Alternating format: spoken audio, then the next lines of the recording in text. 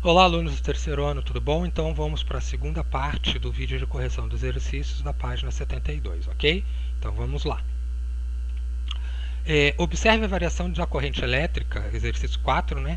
Ele dá um gráfico e pede para dizermos qual é o tipo de corrente que existe em alguns intervalos de tempo, ou seja, um intervalo de 0 a 5 segundos e de 5 a 10 segundos.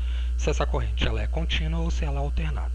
Então é simples, não tem que fazer cálculo, não tem, é só análise do gráfico. Então vamos analisar.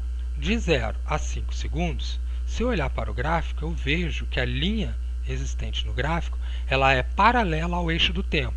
Isso quer dizer o quê? Que eu tenho uma função constante. Sendo uma função constante, com o passar do tempo, o valor da intensidade da corrente elétrica sempre vai ser o mesmo. Tá? Sempre vai ser 6 ampere. Ok? Então, nesse caso aqui, a corrente elétrica de 0 a 5 segundos, ela vai ser o quê? Como a linha ela é constante, a corrente elétrica ela vai ser constante. Sendo constante, ou seja, a corrente elétrica não variou, eu vou ter um exemplo de corrente contínua. Ok?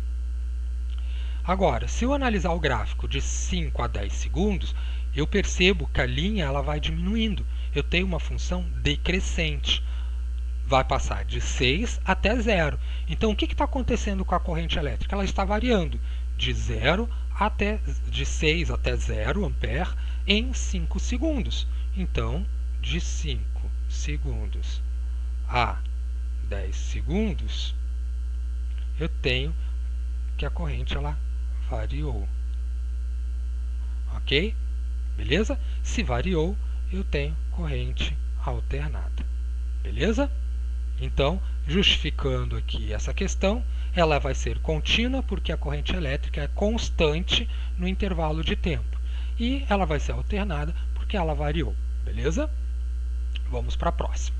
Estime o tempo que os elétrons situados próximo ao interruptor de sua sala, gastaria para se deslocar ao longo de um fio condutor e alcançar a lâmpada mais perto dele. Bom, essa questão ela não tem uma resposta válida, assim, uma resposta única. Ela vai variar. Por que ela vai variar? Ela vai variar porque vai depender da distância do local onde você está. Ok? Então está aqui, ó. Gastaria para deslocar próximo ao interruptor, tá? Da sua sala para chegar ao ponto de luz. Então, digamos que aqui esteja o interruptor e aqui está a lâmpada. Ok? Então, para resolver esse exercício, eu vou depender dessa distância. Mas o que a gente pode supor aqui? Velocidade não é distância sobre tempo? E nós queremos o tempo? Então, posso dizer que tempo é distância sobre velocidade. Mas quem seria essa velocidade? Lembrando que quando eu ligo uma tomada, os elétrons saem do interruptor, eu fecho o circuito, lógico, eu vou permitir a passagem de corrente elétrica, tá, pelo circuito da lâmpada, e esses elétrons eles vão andar muito rápido. Então a gente pode supor, tá, que essa velocidade ela é muito rápida. Então eu posso dizer aqui que a velocidade é algo em torno de 1 milímetro por segundo. E não em metros por segundo, porque tem que ser uma coisa muito rápida. Então eu vou diminuir essa grandeza aqui, diminuindo essa grandeza no intervalo de tempo. Tá? Então a velocidade que a gente pode supor desses elétrons é algo aí de 1 milímetro por segundo. Dependendo da distância, eu vou calcular esse tempo que ele leva. Ok? Então, esse exercício é uma resposta mais pessoal, mas a ideia inicial desse exercício é justamente fazer essa situação aqui. Beleza? Bom, e a última questão, a questão 7. O movimento dos elétrons livres no fio se dá pela ação de dois tipos de força. A causada pelo campo elétrico, responsável pela velocidade de avanço, e a originada do choque dos elétrons e dos íons.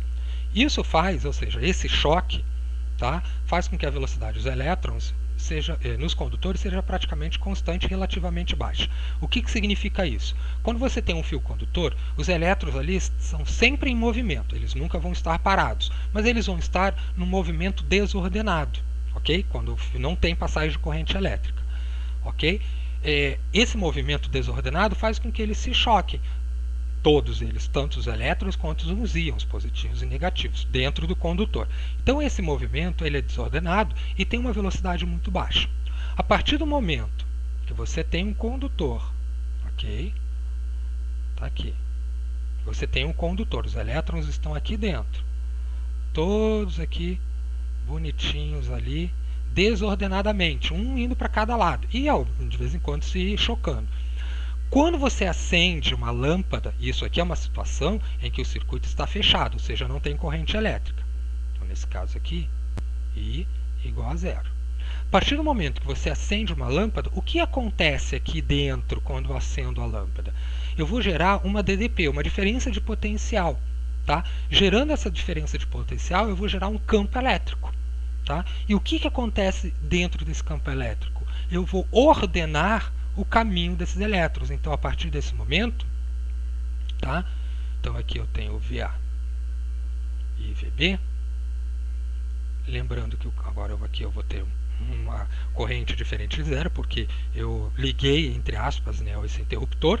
Tá? O que acontece com os elétrons? Os elétrons eles vão se ordenar. E qual vai ser essa velocidade? Tá? Esse movimento ele passa a ser ordenado, porque antes ele era desordenado. E qual vai ser a velocidade? A velocidade desses elétrons eles vão ser próximas à velocidade da luz. Não vai ser igual à velocidade da luz, mas vai ser próxima à velocidade da luz. Tá? Então vai ser muito alto. Então essa velocidade ela vai ser muito alta. Então o que acontece quando você acende uma lâmpada imediatamente após o interruptor ser ligado? E ambos separados por metros, uma distância. Então, o que acontece? Você vai criar uma DDP, uma diferença de potencial, que vai ordenar o caminho, o movimento desses elétrons. Ordenando o movimento desses elétrons, eles vão andar numa velocidade muito alta, ok? Lógico, andando numa velocidade muito alta, eles vão percorrer essa distância, ok? Muito rapidamente, beleza? Então, essa seria a resposta. Cria-se uma DDP, você faz com que passe uma DDP, uma diferença de potencial neste condutor, cria-se uma corrente elétrica, cria-se um campo elétrico que ordena a movimentação desses elétrons. Ordenando a movimentação dos elétrons, ele vai andar com uma velocidade muito alta, bem próxima à velocidade da luz. Então essa seria a resposta do exercício 7, ok? Bom, espero que vocês tenham entendido e, no caso de dúvida, postem lá na sala Google. Ok, meninos? Um abraço e bons estudos. Tchau, tchau!